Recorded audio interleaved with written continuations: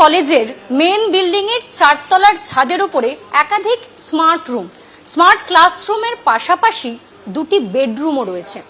দেখলে বিস্ময় হয় কারা থাকতেন এই ঘরগুলিতে।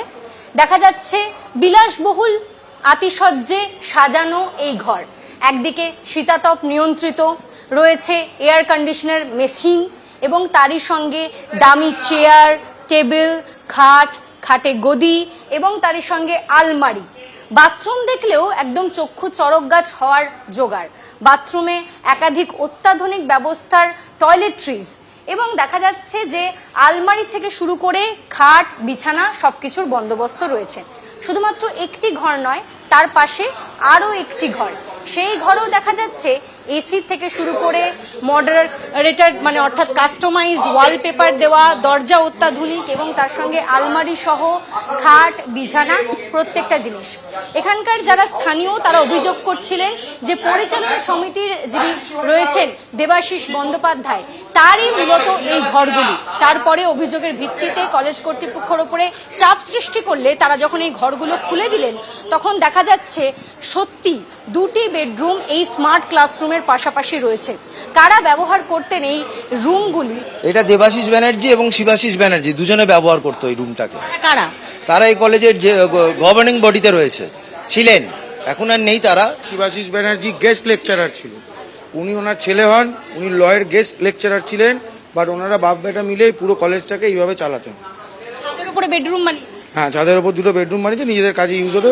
জানাই যাচ্ছে এখানকার স্থানীয়রা যেমনটা বলছেন যে দুটি ঘর মূলত পরিচালন সমিতির যারা রয়েছেন দেবাশিস বন্দ্যোপাধ্যায় এবং তার ছেলে শিবাশিস বন্দ্যোপাধ্যায় তারা ব্যবহার করতেন। পরিচালন সমিতির যে কি দাপট কলেজগুলিতে তা জানাচ্ছেন স্থানীয়রা এবং অভিযোগও করছেন যে এই দুটি ঘর নতুন তৈরি করা হয়েছে, নিচে আরও দুটি ঘর ঠিক এভাবেই ব্যবহার করা হতো। পরবর্তীতে নিজেদের আরামের জন্য আরও দুটি নতুন ঘর তারা তৈরি করেন। কলেজকে ঠিক কিভাবে ব্যবহার করা হয়েছে সেটাই তারা বারংবার তুলে ধরছেন, তাদের কথায় পরতে পরতে উঠে আসছে এবং তার প্রমাণও মিলছে। যাদের বিরুদ্ধে অভিযোগ উঠছে এই দেবাশিস বন্দ্যোপাধ্যায়, শিবাশিস বন্দ্যোপাধ্যায়, কারা এরা? পরিচালন সমিতির সরকার মনোনীত সদস্য তৃণমূল নেতা দেবাশিস বন্দ্যোপাধ্যায়, তৃণমূল নেতার ছেলে শিবাশিস বন্দ্যোপাধ্যায়, সুরেন্দ্রনাথ ল কলেজের গেস্ট লেকচারার, সুরেন্দ্রনাথ ল কলেজের টিএমসিপির প্রাক্তন জিএস শিবাশিস বন্দ্যোপাধ্যায়। কলেজের যে টেরেস ফ্যাসিলিটি তার উদ্বোধন হয়েছিল সুদীপ বন্দ্যোপাধ্যায়, নয়না বন্দ্যোপাধ্যায়ের উপস্থিতিতে।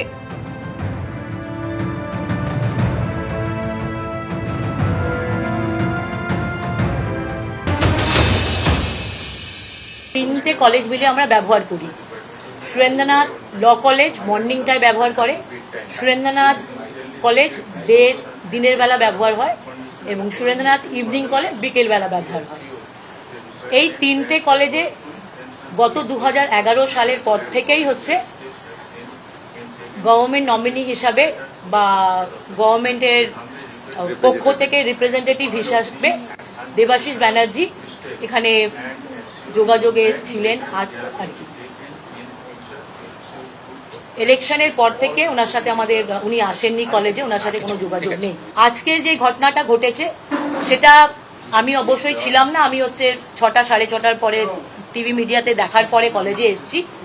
তো এই 4টে কলেজের মধ্যে আমাদের বিভিন্ন ঘর ভাগ করা আছে, যেটা আমরা কমন মানে ইন্ডিভিজুয়ালি ব্যবহার করি। ক্লাসরুম আমরা সবাই ব্যবহার করি।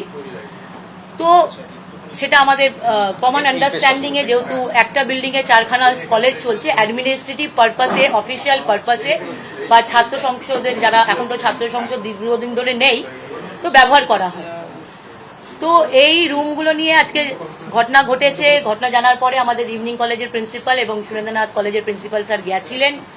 ডাকার পরে হচ্ছে দেখা গেছে, সেটা নিয়ে আমরা প্রত্যেকে এফআইআর করেছি এবং আমরা চাইছি এবং আমাদের প্রত্যেকেই হচ্ছে আমাদের যেটা হচ্ছে কি আমাদের চিফ মিনিস্টারের কাছে আমাদের আবেদন কে গোটা ব্যাপারটা নিয়ে ইনভেস্টিগেশন করা হোক, ইনভেস্টিগেশন করে আইডেন্টিফাই করা হোক কি কিভাবে জিনিস ওখানে গেছে, কারা রেখেছে, কি হয়েছে।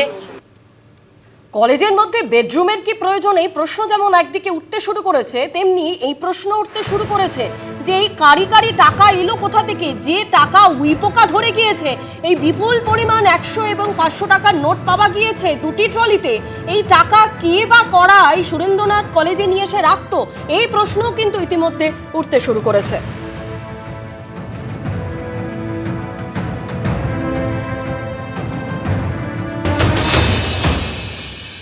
এটা তো স্বাভাবিক আছে, এই যে কান কাটা দেবু, দেবাশিস, শুভাশিস, শিবাশিস, যাই হোক, এদের তো এটা বড় নেক্সাস 15 বছর ধরে চলছিল।